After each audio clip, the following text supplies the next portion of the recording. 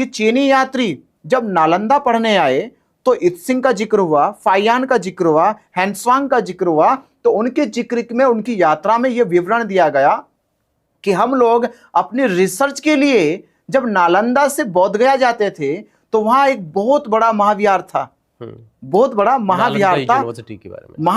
महाविहार में हम लोग हर महीने वहां प्रार्थना वंदना करने जाते थे। ये जिक्र जो है फाइयान और हैंसवांग लिखते हैं।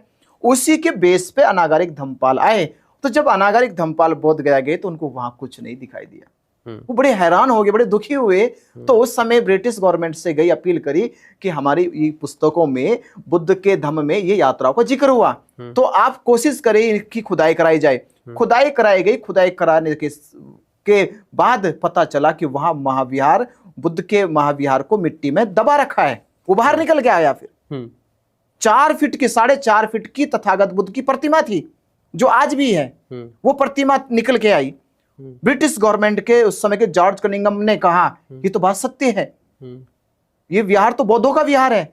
और उस समय करीब ब्राह्मणों ने छोटे छोटे मंदिर बना रखे थे उसके आसपास बना रखे थे, जिनको महंत एक्ट भी एक्ट के अंदर रखा गया। खैर ये बातें सामने आगे दुनिया की कि महाबोधि महाविहार है। फिर लड़ाई ये होती है कि अनागारिक धम्मपाल ने कहा कि ये अब विहार बौद्धों को सौंपना देना चाहिए और ये जो अतिक्रमण हुआ इसको हटा देना चाहिए। तो ये बात पहुंच गई गांधी जी के पास।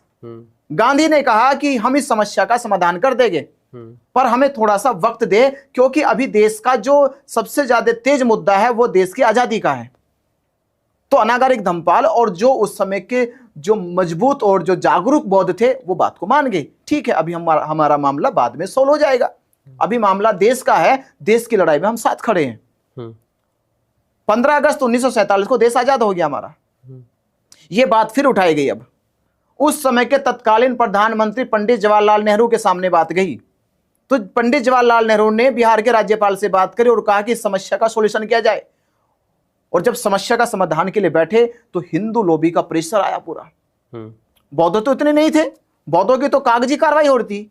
कागजी कार्रवाई में ये लोग अपनी मांग रख रहे थे, पर फिजिकली तौर पे, सामूहिक तौर पे हिंदू प्रेशर बना रहा था। तो हिंदू को लेकर और बौद्धों को लेकर एक एक्ट बनाया गया 6 जुलाई 1949 को, जिसमें 4 हिंदू 4 बौद्ध और गया शहर का जो डीएम होगा वो इसका चेयरमैन रहेगा।